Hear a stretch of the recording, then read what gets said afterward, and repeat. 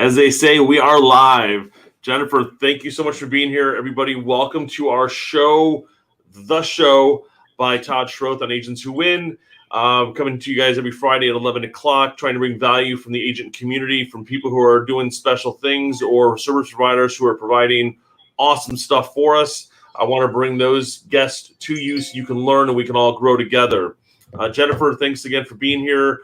We did an interview with each other, I think last week or week before on your podcast. So I appreciate you taking the time to help with ours. Yeah, no problem. You'll be live on our podcast in a couple weeks, actually. Cool. So I'll tag you. If people, follow you, they'll see it. So let's talk about your podcast real quick. You, it was toe to toe, but now it's Realtor Fight Club. Yes.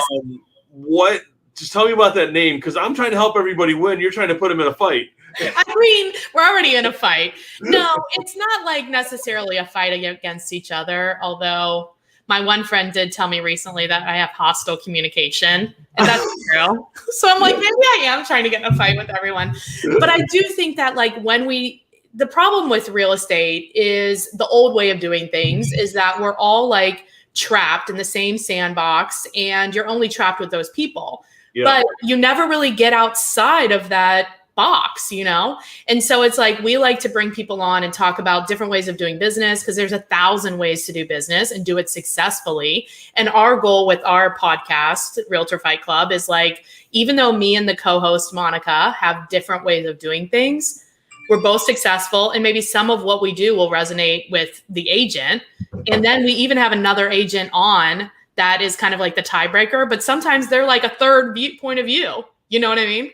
Well, and that's where ours was, when you asked me, hey, do you mind coming on and talking about this and being that tiebreaker? So I'm curious to see who won. Who won the tie, because it was Fight Club. It was, hey guys, I think you should do this. No, I think you should do this. And it's like, ding, ding, ding. There's no right answer to it. But I feel it's there. You get in some of these Facebook groups, and this is an example last night that a broker decided to go off on a tangent about team credit. And, I run a team, I provide leads. That's my business, my opportunities that these agents are going out and closing. Yeah. So I'm attached to every sale that's there. Yeah. And so example on myself, the board had called us and said, hey, did you sell 20 million or did your team sell 20 million? Because we want to recognize you with a Diamond Award. And I said, I sold 20 million. My team did 42 million. Yeah. So I'm putting that in my name. That's what I'm taking credit for. Right. If they want to recognize my team for the 42 million we did, great. Right. But we're just looking, I'm just getting recognized for what I did. But the guy went off on a tangent and someone else jumped in with him. And then they started tagging initials of some of the people that they were picking on. And I had one of my team members send me a snapshot this morning. She goes, I wanted to comment, but you took all the popcorn emojis and put them all over there. So I just kept him like the Michael Jackson emoji, the everything that you had with the popcorn. I kept watching this shit show. Yes. And then this morning he shut the comments off. I'm like, thank you, because all you're doing is making an annoyance of yourself in this stupid post. Yeah. That's actually a pretty good topic. Maybe I should put that on mine. Yeah. Who gets credit, or why should the team leader get credit for that? And, what is the value of what the team brings? And, because some of these teams are brokerages. They're just, you've got, Johnny sells real estate Inc. and Johnny is the broker, and he's running his brokerage as a team. So it's a team. But you know what? We actually thought about that. Like, what should you name your team? Yeah. Because I have a very strong opinion. I mean, our team's called Team Synergy. So you can imagine what my opinion is. Well, so let's talk about that for a second. Mine's the Todd Schroth home selling team. Oh yeah, I know. I had Todd Schroth and Associates. I had Homes by Team Schroth. We tried to take the name out, put it back in. Some of the agents didn't like that it was my name on it, but our concept is people are buying from a person, and I have a brand name that's in our market, so we want people to see that. But then I've got some who are like, I got my friend in Tampa. He's my Tampa agent, and he goes, I want it to be about them, not me. And he's all over Tampa. Right. And so whenever I go to put his name or when I go to call him, I'm always typing his last name because I got 50 Anthony's in there. And I'll type in Malafront and it's not in there because he's in my phone as Anthony, my Tampa agent. Oh. So I can't find him. But it's like, so there's a back and forth. If you build team synergy, you could build it to a point where you could sell it and you don't have to rebrand it. Exactly. You always have to think about your exit strategy, and Yes. building it is, yes, that's definitely a point. But also too, it's like, I don't want it to be all about me. And I think a lot of agents have a bigger ego than their wallet. And it's annoying. Not you. Present. Yeah, I have my own ego, but it's not that. But I'm just saying, most of them, it's all about them and it's about their ego. But I don't want customers calling and being like, well, I only want to talk to Jennifer of Jennifer Murtland team. Do you know what I mean? Or like, it's dumb. Well, and so we just started running some Google ads, and my 2 listing agents were getting the calls, and one of them goes, well, I want to speak to Todd Schroth, who's the kindergarten specialist. So fine, I'll go on the appointment with you. And then when it's done, you'll understand why Angela's on that appointment with me and why she's the one. Yeah, but if it was called something else, then they wouldn't have done that, And I think that happens way too often. That's why I started off calling my team Synergy. It was never the Jennifer Murtland team. We tried a couple different ways, and it seemed to work. And our coach now is like, let's keep in touch with home selling team. That way people recognize your brand, recognize you. Yeah. And it's, if we do go to an exit strategy, not tomorrow, 20 years from now, and you and I decide to do business, we may become the Schroth Murtland team. And then when I'm out, it's the Murtland team, or whatever you want to do with it. Maybe I would do like more generic even. And you create the brand, and then you just got to, and that's another show, honestly, is like how to exit. I think we need to put together. Because agents do want to get out of the business. They don't want to die in the business. They want to retire out of it. And the problem is when they retire out of it, they don't ever think about selling it or anything like that. They just stop answering their phone, and it makes me insane. Like, there are so many, you've spent your whole life, or like a large chunk of your life, building this. It is a business. And now you're just gonna like let your baby die. Like, why? So about 10 years ago, I had a couple who 20 years selling in our neighborhood wanted to retire. And we sat down and talked about the retirement. And we did a 3-year strategy. I bought their business. Yeah. And they were a husband and wife couple in their late 60s, early 70s. And it was $150,000 for the purchase. But we bought their brand name, and it was them. You're buying their database too. Yes. And that's what it was. And they still answer their phone. The best thing they did was moved out of the area. So people would quit calling them and were calling us. But it's been 7 years, and they're like, people still call me like, yeah, we're calling you because of Dennis and Joe. I'm like, cool, I'm still here, Right. So there is a way to do it, and there's a way to brand. And, as they were just a husband and wife team selling, we're running more of a business now. Right. So it's like, if we do decide to sell, there's a true business where we've got, physical business style versus, and it's funny, we bought their bit when we took over and we were putting their stuff into our database. She backed up her car and gave us 8 boxes of files. Said, here's my database. Rachel had to go through and decipher the husband, the wife, the phone number, the email, and it took us 2 weeks to get it all put into the data, on the data entry.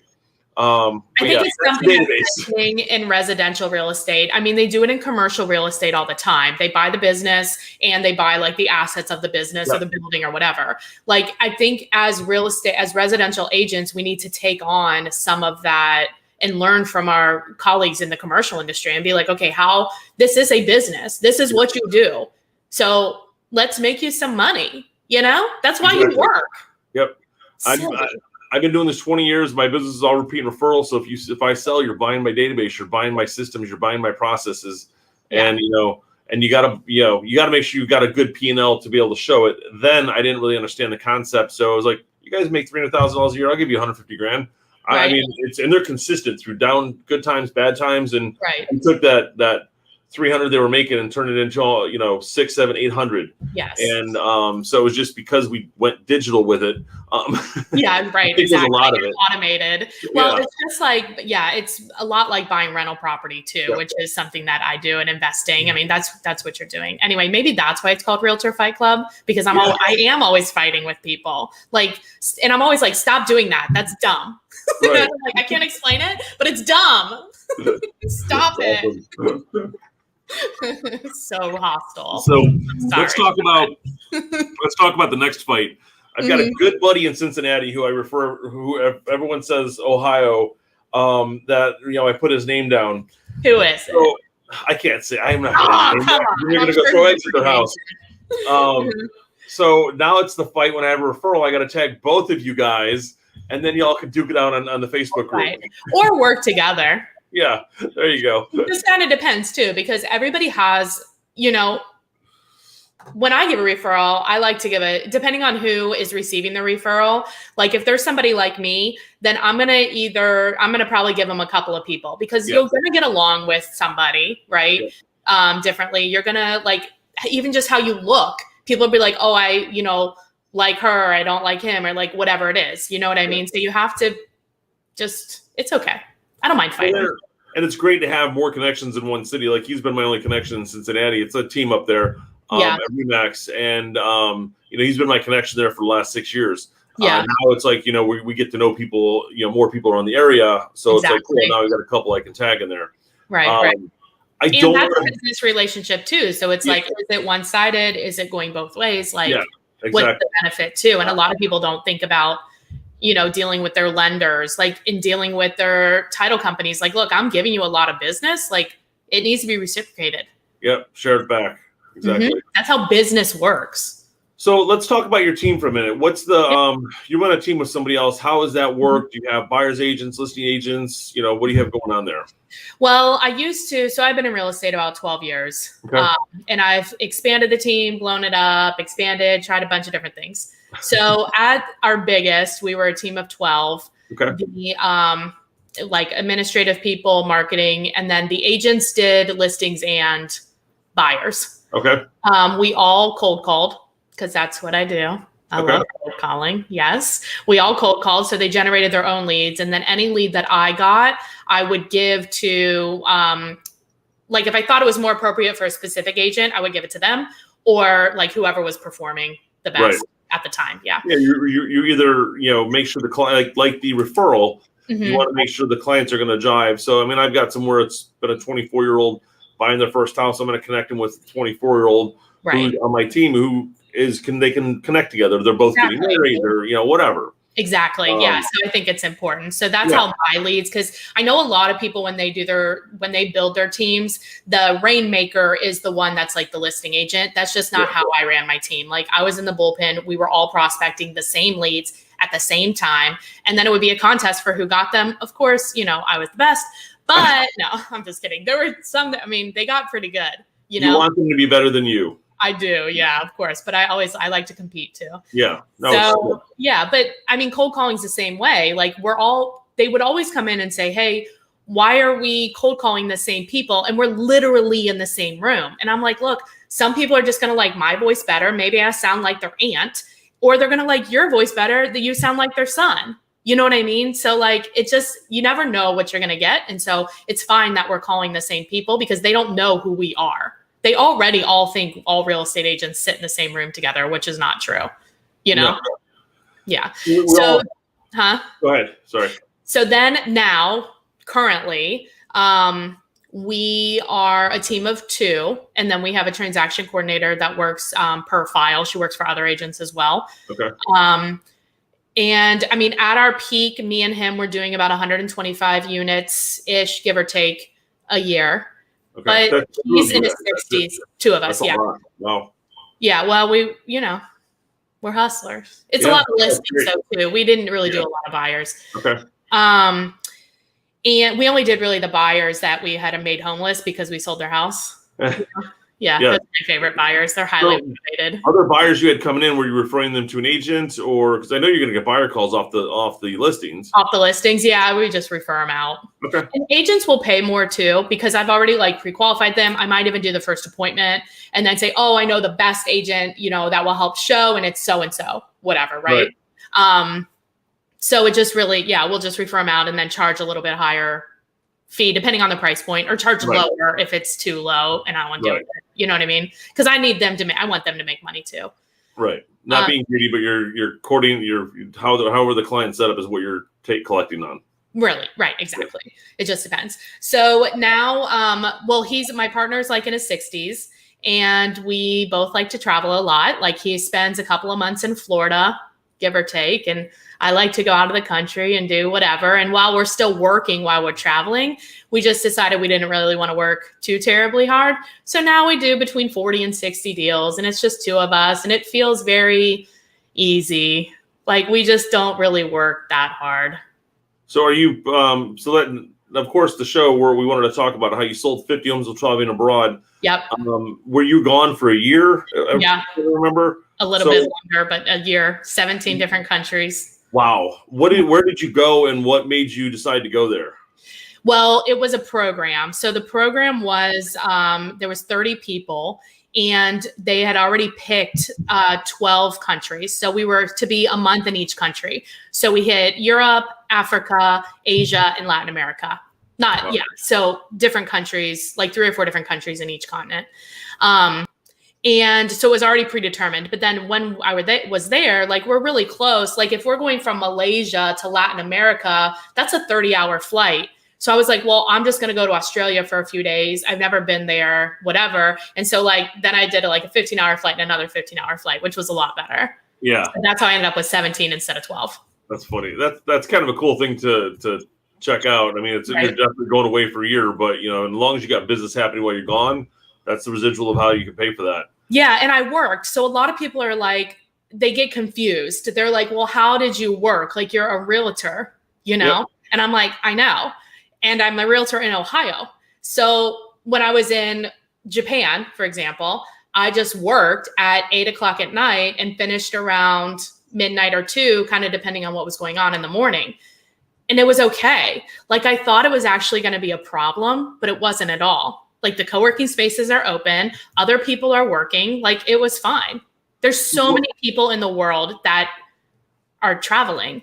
Well, not now. What kind of work were you doing? Or like, how were you doing your lead gen over there? Yeah. And were you doing, obviously it's mostly, it was only listings because you couldn't show buyers. Hey, why don't you go to the house? Here's my code. Get in, show me the house. No, well, we had some agents helping us do the showings and things like that. But yeah, I could be on FaceTime during the showings if it made sense. I'd be there for the buyer and listing appointments on Zoom if it, just depending on who the agent was. Like even before I left, my current partner, he was always kind of like the face to the client anyway. So I'm in the back end generating the leads and setting appointments like in his calendar for him. So then we just took that and like translated it. But then if I was coaching different agents and he wouldn't want the lead, then I would just set it up for them. And I would just be there on FaceTime or on Zoom or however we did the appointment. And honestly, and this is pre-COVID, so people were fine with it. Now they're even more fine with it. Yeah. You can easily I don't even necessarily go to the houses before we list them. I've got a friend, Sasha, who sells between here and West Virginia. Mm-hmm. And she's the same thing. She goes, I do most of my business on Zoom because if I'm in Florida, I've got a listing appointment up in West Virginia, I just get on Zoom with them and I talk about the house, everything that's going on. Now it's even easier if we could actually travel, but it's way easier now. And people had no idea. Like I was in Morocco and I was outside and I have a great headset, a Plantronics headset. It's noise canceling. They're screaming at each other in Arabic and French and whatever. They're loud people. And I'm up there outside and I'm just cold calling. And it's, it's 3:00 in the afternoon in Morocco. It's 8:00 in the morning in Ohio. And it's fine. Nobody knew. So you take the term virtual assistant or virtual ISA to a whole new level. Why not? I think I challenge people. The agents that I talk to, I challenge them. Literally write down when you leave your house, like to go to a client. Right. How often are you actually doing that? You're really not. Even on listings, especially if you're in a market where the houses are fairly cookie cutter. It's data. You know what I mean? And people will argue with me, well, you don't know how it smells and blah, blah, blah. And I'm saying, okay, I hear you. Now tell me where you get your leads. Are you cold calling or are they your sphere? Well, they're my sphere. Okay, then you do know what their house smells like. You know what I mean? You know the client, yeah. And, and that's going to show up because my friend up in your market, he has all of his agents, or not agents, he has all of his clients come to the office for the listing appointment. Right, why not? So he's like, when I come out to shoot photos, and I'm going to go through the comps with you, and these Your home is better than this? Yeah, okay, you've got a much nicer kitchen. Now you have granite. No, we got Formica, but our kitchen's nicer. Right. Yeah, no, granite's going to sell more than Formica. You know, and you got to be blunt with them as you're going through the stuff. Yeah. And, you know, I personally like to go to the property so I can see them, smell them, and just know the floor plan and know the back end work. Are we going to fight? We can, yes. But it's like, if I don't do that, then what's going to happen is I'm going to see that stuff when I go to the listing to take the photos or to go see it for the first time. Or it's going to come up when we go to contract and we get the inspections back, and you're going to see all that stuff come up. So either Mr. Seller, tell us about it now, or it's going to come out later. Exactly. Yeah. I mean, it takes a certain personality to be able to drive people in that way, but most people, it's fine. Like, they don't know. We always get in a fight too about going to closings. I think it's stupid. There's no reason an agent needs to be at a closing. And the only reason they want to be there is to give them a dumb gift. They don't want your gift. They're moving. Now they have to move that crap, and they want to pack. And now you're there for an hour. They could be there for 5 minutes. They have other things to do than hang out with you. So let me count the amount of fights we should be having on this show. I go to closing and I bring them a basket. Oh my God! A cutting board they can whack me over the head with, and then the other part of it's a bottle of wine they can take our glasses and then get drunk after the closing. You know what would be even better is if you let them only be there for 5 minutes. So have the title company review all the paperwork on Zoom with you on Zoom. Have them drive up, sign only the pages that need to be initialed. 2 minutes later, they're driving away. They're packing, they're moving. Ask them when they're going to be finally in the house. Then come by when they've moved and give them the wine and be like, here's your relaxed basket. Like, you deserve it. You need it. It's maybe you deliver the spa basket instead of the wine basket. Exactly. Or whatever it is, or deliver pizza to the new house when you know the movers and they are going to be there moving. That's way more helpful than it's more like, oh, look at me. Like, I gave you a gift. Aren't I great? Let's take a picture. It's dumb. They're in a hurry. I guess it depends on your client too. No, it's fun. I love going to the closings because it is the final way to say thank you. That's for the referral. It's you. That's about you. It is, of course. But at the same time, for the client, and it is to be there if there's any questions. Now, if they have questions, that means you either didn't review ahead of time, right? Or you're not. So if you're closing at 9 o'clock tomorrow, just make yourself available on the phone at 9 o'clock. If you guys have questions, give me a call. But you don't even need it because you've already done. The title company has reviewed the paperwork. And what are the questions that they have? Many of the questions, if they have questions, they're lender questions. That's not you. Stay in your lane. If they have exactly questions about how am I going to get the keys and crap, then you've dropped the ball. That's all stuff that should be done way ahead of time. Thank you. Preach. So how many closings are you going to go to now? No, I'm just kidding. I know. It's okay. And I know most of the time people disagree with me, but the average agent sells what is it? 10 houses? Yeah. Okay. So I don't care. No, it's there. I did 68 deals last year, and I didn't go to all. And it's like we go to, you try to go to all of them, but so if you can't, then you end up going to the ones that are important. And a lot of our sellers aren't even going to close it anymore. Nobody wants to go. We should have electronic e-signature. Nobody should go to closing. You're wiring the funds. There's really no reason. But it definitely doesn't need to be an hour. All the keys are. That's one thing I love about this. The closings being with the buyer and seller separate now, because I don't need to worry about the chit chat between the two. Those are the ones that take an hour. Yeah. My seller closings are great because they're literally 15 minutes and we're out of there. We can make it 5. Huh? So we can make it 5 minutes. Yeah. Get everything signed ahead of time. Now, I love the fact that the banks have now started sending all the stuff that the buyers want to read, the mortgage and all that shit, ahead of time. And then it is literally just a 15 to 20 minute closing for the buyers. Well, very soon, it will be all electronic. There is literally no reason for it not to be, especially now that funds are wired. Because remember, back in the old days, you either had to bring a check or you had to bring the certified funds or whatever. Yeah. But now it's all wired. So now that the money's exchanged, there's nothing that needs to be there for. No, nope. You need to be there for. Nope. We our title company we work with, Celebration Title, does a cannon event after the closing to celebrate. So we'll bring the cannon and it's confetti all over the closing room. But that's if the sellers have occupancy at closing, they want to get their move done. Yeah. Well, and so what we'll do is for the celebration there, I'm going to bring the confetti to their house, and we're going to celebrate there and let them clean it up there. Don't do that. Do not do that. They will fight you. You will never get a referral. I had a couple of clients that took it for the kids to pop, and I don't think they realized what they were getting into. Oh my God, that's so funny. I didn't get a call after to say, you didn't tell us this. They might not be calling me back at all. That's funny. Yeah, we got off track a little bit. Okay, so the selling while traveling. The main thing was what is your job as a real estate agent? Yeah. Like, where do you fit in? So for me, I was already not really doing the appointments. I was more of an ISA for our team. But even on the appointments that I did, it was on Zoom, so now it's a lot easier.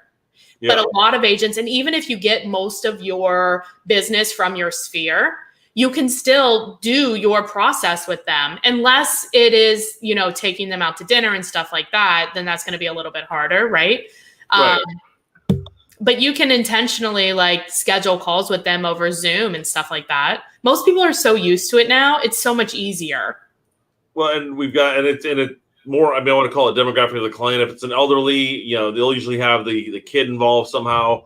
But again, that's a small portion of what the business is. Yeah. And I just love the fact that you're in Malaysia making cold calls on your expired list or your referral list, whatever it was, and getting the appointments that great. I can talk to you now. I'll send you a Zoom link or let's schedule an appointment tomorrow at 3. Yeah. And let's get on the Zoom. Well, we always do it for a day or two later because we have a pretty strong pre-qualification process, because I don't want to do it if we're not going to get the listing. I need to know why you're motivated and what. Let's talk about that. What's your pre-qualification process? So, we ask them, we drop off a pre-listing packet to them, so they have it, so they understand the marketing and stuff. So then our conversation is really are you going to hire us? So then it's kind of, I'm a Mike Ferry certified agent. So I was trained by him. So it's, if what we say makes sense and you feel comfortable and confident that we can sell your home, do you plan on listing with us when we talk at Tuesday at 4? Yeah. And they'll say yes or no, right? And then we ask them all the questions. What do you owe on the property? Are you interviewing anybody else? Whatever. What do you think it's worth? We did a podcast on this. If they don't tell you what they think it's worth, we do not go. You know what you think it's worth. They're trying to get the values out of you, because I love when they go in there. Yeah, and they're like, so what do you think the house is worth? Well, we want to hear that from you. I have my value. I want to know what you think so we can talk about it. But it's not even mine. It's the market. So even if you're interviewing other agents, the market is the market. If we were to make up the market, the values would be different. But we don't make it up. It's whatever your neighbors, assuming they're in some kind of neighborhood, right? It's whatever the relevant properties decided to sell for, whatever those buyers and sellers agreed to. I did not make it up. So it's the market's price. That way I don't have to own it. I learned that pretty early on, because if I say my price, then it feels weird if it doesn't sell or whatever. Right. You know what I mean? Now everything sells, but you know what I'm saying. Well, it's not everything sells, because it's price, condition, location. We've got, there's listings that we're taking over because they, either we're priced too high, it's a lot of it. And whatever. I can't do marketing, because you can go with an iPhone and shoot houses now and get it sold. Yeah. But it's, what I like to say is like you're talking about, the market is going to dictate the price, and it's whatever buyer and seller are willing to pay. Right. I had a buddy in from New York on Monday. We're in a meeting, and he's like, yeah, we sold one that we listed at $475 and sold it at $650. So it's the market dictated that house is worth $650. But you thought it was worth $475 because that's what the street was selling for. And that house had enough that someone was willing to pay almost $200,000 more for it. Wow. So that's all of it. Did you see that one video? It's the guys, it's a rap song.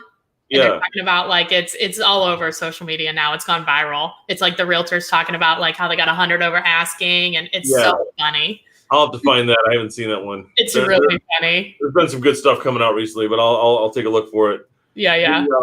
So you can. So what you're seeing is it's I can do this business anywhere. I can make cold calls from anywhere. Mm-hmm. I've got a great English accent, so I don't have to worry about being a Malaysian and having a Malaysian accent. Right. And being that ISA or whatever you want to call yourself over there. But so it doesn't matter where I'm at and what I'm doing. I could be in Florida selling houses in Cincinnati. I'd be in Spain right now doing this with you if they would let me in. I was like, wait, you're in Spain? Where was the invite? Yeah, I know, right? Well, they didn't let me in, so I'm not going. But one of our friends is trying to get down to the Dominican. She they wouldn't let her in. It's like she kept getting the test, and like I'm good, and it's like forget it. I'll go back. I'll go, and she's got a business down there. She's trying to get Nicaragua, sorry, and they're like stopping people from coming in. Yeah, which I appreciate, but at the same time, you're probably killing your economy doing that. Well, not every place is like America. No, exactly. And I mean, if it was, we could get into Canada right now and drive across the border. Unfortunately, the Canadians never want us. I don't blame them. Oh, unfortunately, we've got a lot of friends who've got family up there. They're trying to go home and see, and they can't get in there. If you go, they want you to spend $2,000 on a hotel room for 14 days. Right. That's insane. I'll stay off. Hey, Dad, how you doing on Zoom? Whatever. Yeah. The true virtual family reunion. But, and it is, all of our documents are done electronic through Form Simplicity or Transaction Desk or DocuSign. So I don't need to be there. Nope. And when it comes down to the offers, the offers, let's call it this way. The offers dictate the price and the condition. Yeah. Because if the conditions is great, you're going to get over. If the condition sucks, it's going to go lower. You literally, if you keep track of the number of times you're actually out with your client, it's very minimal. I mean, if you're a buyer's agent, it's totally different. Yeah. And even then, you could arrange it. You just have to open up your mind. Yes. You know what I mean? There are ways, like as you're going through your day, be like, how can I do this more efficiently? How can I do this virtually? If traveling is something you want to do. Now, a lot of people say they want to, but they never do it. And that's okay. Yeah. For me, I say live in reality that you don't really want it. So Open Door has a concept now. They're going that route, and where it's, and you could take the Open Door concept and run it the same way, where I could go spend time at my northern home in Michigan, or my Key West. I don't have any of these, but or my mountain lodge in Colorado while I'm skiing, and it's basically, and again, I don't have a house in Colorado. These are all places I'd love to have stuff, but we're dreaming. Get them, Todd. Yeah, it's the lifestyle you want to live, but the lifestyle you have that you're trying to live. But what they're doing is you go on the web, you click, I want to look at this house. So then you get connected with a showing assistant or a tour assistant. These are brand new agents who are basically showing assistants making $50 to $100 a showing. Mm-hmm. And then they're referring it. So they get to the showing, they do that. And then when they leave the house, so what did you think? Cool. We'd like to write an offer. Okay, great. How much do you want to offer? Details, etc. They put in the app, the email gets sent to me. I then write the offer and then collect a portion of the commission for writing the offer. I never have to show these guys houses. I can sell 20 houses a month doing that. I mean, I do think that it's okay to be like on FaceTime or whatever with them, because I think there is some skill required to be a buying agent and to be a showing assistant. If there wasn't, we wouldn't have them. You know what I mean? So you have to have some sales skills for that position. But yeah, totally. I mean, that makes sense. I mean, I think a lot of the showing assistant setup is, they've things like in our market, a lot of our homes are built in the 70s and 80s. And they're like, FPE, what's that? It's the Federal Pacific. What's Federal Pacific? It's an electrical panel that catches fire that, insurance companies don't like. What's polybutylene? It's the gray pipe connected to that water heater. How do you find that? I'm like, things they don't teach you in school. You have to have like the construction class the minute you get out. Yeah. How old does that roof look? I don't know. It's got shingles on it. Right, exactly. So, but that depends on how you learn too, right? Like if you're a kinesthetic learner or whatever, like I would never learn that by you telling me. But like if we're walking around a house or whatever, I can learn that. But you can walk around the house with somebody on FaceTime and show them that stuff. Yeah, if the buyers can't make it or for the out of town people. I have one of our agents wanted me to do like almost like a bus tour, field trip to a house, and I'm like, probably not a bad idea. And I've got one coming up that has all of these things, so I can bring the entire team there. But I would feel weird with my seller getting a call from one of the neighbors because it's the mom is in a nursing home and they're out of state. Oh. There's 15 people at your house walking around. There's a man in the front talking and pointing at things. I don't know what's going on there. Right, exactly. That would be kind of weird. We're having a broker's tour, But you could hold a Zoom call. and everybody dial in, and then you're showing them stuff. Just be able to show and zoom in on those things and see what's there. No pun intended with the word, but it's kind of like anything. Everything seems hard at the beginning. But once you know how to do it, at least a tiny bit of it, then it's like a whole world opens up. And it's like, oh, I could do it like this. I could do that. And that's the same thing with running your business while you're traveling, because you have to decide what's more important to you. And for me, it was my freedom. You know, and I wanted to explore, and I've always loved traveling, and I wanted to be ingrained in cultures. So I don't want to go there for a vacation. I want to be there for a month or for 2, you know? And so I want to make friends there. I want to like do all these things, which is kind of fun. Now my phone goes off all hours of the night because everybody's like everywhere. Nobody's, you know, but it's like, okay, well, do I want that? What do I need to do in order to make that a reality? And for me, I'm the type of person that like, I have to just like do it. Like I like to bump my head. So I was like, well, I'm just going to do it and see what happens. And literally like before I went, now this is like October of 18 and I got back in October of 19. But like before I went, I literally did not know how to use social media. The only thing I could do on my computer was like my email and Vulcan 7, because that's how I call. And I have my phone. That's all I knew how to do. Now, if you would have told me, you know, of March 2021, I would be like, I'm all over social media now. Like people can find me everywhere. If you would have told me like 2 years later, I know how to do everything, I'd be like, you're lying to me, you know, but you figure it out when it's what you really want and when you're forced to figure it out. Right. So you have to put yourself in a situation where there is no return. Like our first country was Portugal. Like I'm not coming home. It's not happening. That first month was rough, but I was like, I guess I'm going for this, you know? And here we are. We got it worked out. So I figured out I had like this hot spot. So in the co-working spaces, every place has co-working spaces too. So in co-working space, there was really good internet. And so I did all internet calls, and you could not tell that it was an internet call. It's not like the old days. Now technology is a lot better. Yeah. And then when I was gone, because I wanted to make sure that my local phone number worked. I wanted to be able to send and receive calls from my local phone number and also text. So I couldn't just get like a SIM card, because then that gives it a different number. So I got a hotspot where my phone worked. And so when I wasn't in my apartment or I wasn't in the workspace, the hotspot worked and it was totally fine. Were you using a Vonage phone, or what were you using to work over there? I just my cell phone. It's the same one I have now. It's an iPhone. Well, you can call from Wi-Fi, you know, through it, so that helps. But I wanted to make sure that I could, like, not everywhere.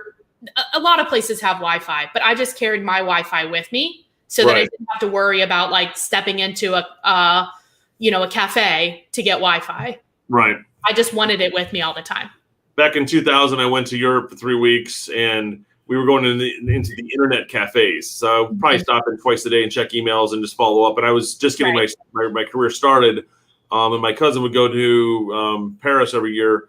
And so let's go. We did London, Paris, Brussels, Amsterdam, Ireland, and then came home. And it was cool doing that, you know, young. And then a few years later, I had friends who were buying places over in the Bahamas. So I'm like, all right, let's do that. Let's buy a place over there. And so it was like they're running their business over there. Right. While selling real estate here. Right. And that was when you had the Vonage cell phone. So it was like, well, you know, I see the call come in. I'm going to call them back from the Vonage because I'm calling off the Wi-Fi. Right. And it was funny because we had these little cheap Vonage phones and sitting on our boat over there. And I'm looking at the guys that on the yacht next to us on their big satellite phones.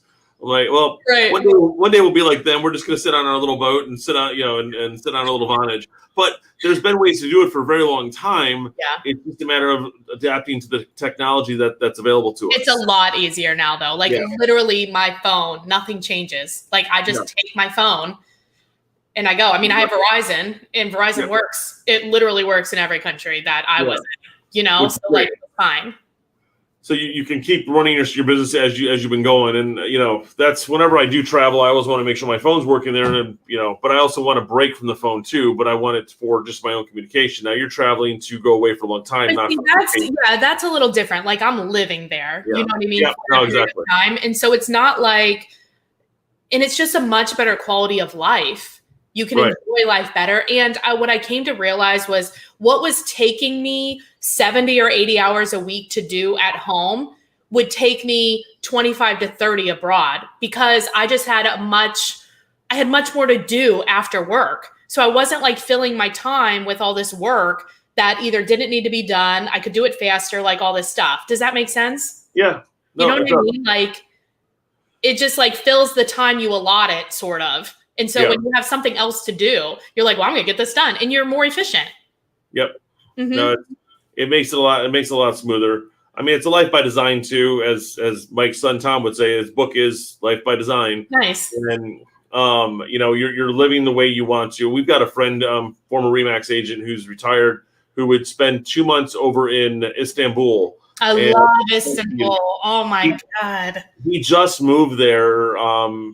He's still got property here, but he just moved there. So they're traveling. He had a car that he bought over there and he keeps it there. It was about for 5 years now. And he would just park it at a friend's house there. And he's like, all right, when I get back, I'm going to get this. And they literally will off-road. They had this, it was like a Hummer with a camper on the back. That's fun. And they'd sleep in the car, drive to the next country, sleep in the car, drive to the next spot.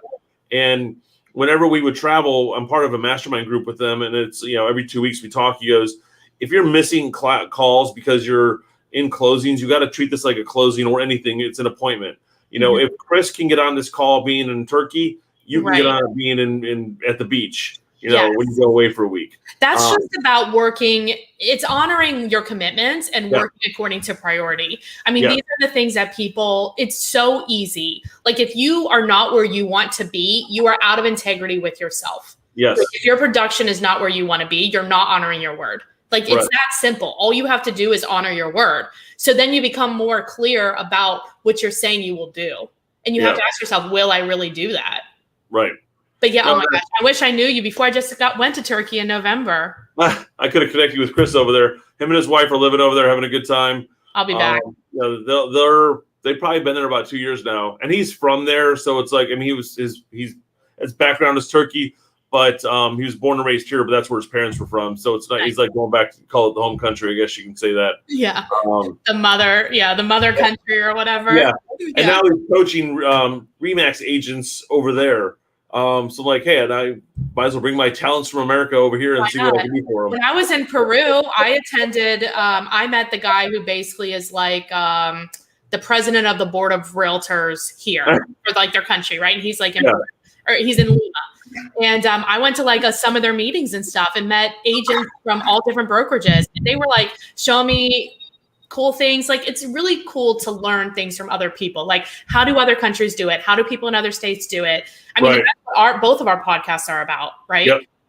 Because you look at our company, EXP Realty, is expanding into other countries, and you wonder what it takes to get involved to be able to open a country up. And I've got one of our agents wants to go to Colombia and connect with agents down there. Yeah. And, they're like, well, as soon as we get the broker there. So they're literally not even have someone in place. They're trying to get open. Yeah. And it's like, I know there's so much stuff that has to happen.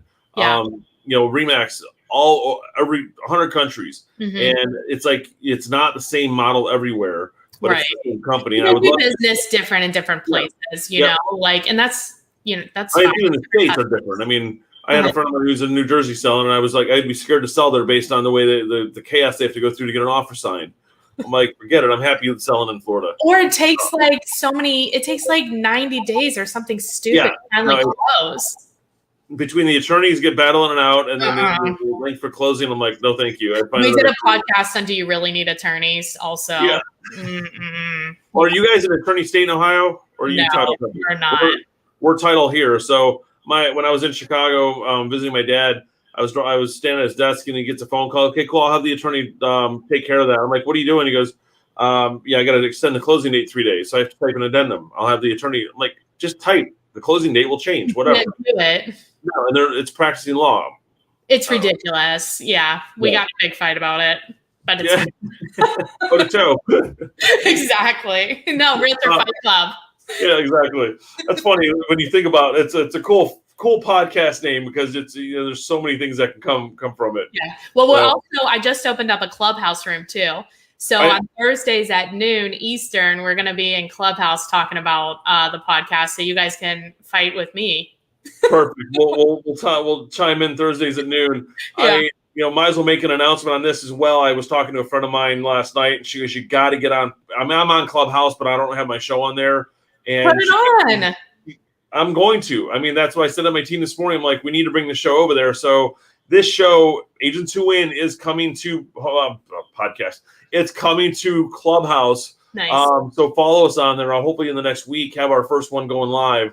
It's like another. I like this because we can take this and I'm streaming to Facebook, YouTube, and we're getting to LinkedIn, and then I'm going to convert it to podcast audio all at one time versus now I'm doing a whole other episode on there. And it doesn't need to be the whole show. I mean, this, I like to see people and see what I'm doing. So that's why I like doing this. But, you can get a big room and get everybody talking and asking questions and doing everything. Right. So, exactly. But we are coming to Clubhouse. It's just a matter of, hopefully in the next week or two. That's good. I'll see you there. So, well, cool. Jennifer, I appreciate everything. It was good to kind of hear how you do it. And it's really just how to sell homes well abroad. It's called technology. Yeah. You don't know how to use it, learn it, or get out of the business, because that's what it's coming to. Boom. I like it. Cool. And drop your information, what markets you serve, so we can get some referrals up to you. Okay. I'm in Cincinnati, Ohio, and Northern Kentucky. We do both states. Cool. And then it's best, I'm all over social media, Jennifer Murtland, or you could just call 513-400-1691. So my assistant just said, look, there you go. Jennifer Murtland's on Clubhouse. Ask her for an invite. I'll send you one. Yeah, I have one. I'm on there, but she didn't know that I'm on there. This is our VA in the Philippines. They don't have Clubhouse there. So I've been getting her to like figure out what I need to do to get the show started, but I think it's probably really easy. I just have to look at it. It's pretty easy. Yeah. Just get in there. I thought it was going to be a little bit harder than it was, but it took me about 5 seconds. Once you get in it, it's easy. It's pretty self-explanatory. Cool. Not that many buttons, And then it's marketing, and then putting it on Facebook. Follow me on Clubhouse and pushing it around. So that's the next part. Another piece of marketing there. Well, Jennifer, I appreciate it, guys. Everyone, for your Cincinnati and Northern Kentucky referrals, give her a call. She's awesome. She'll even sell houses while she's in Istanbul or wherever. I'll show you how to sell houses from Turkey. Awesome. Thanks a lot for having me on, Todd. Yeah. No, it's been great. I appreciate it. We'll talk to you soon. Bye. Thanks, guys.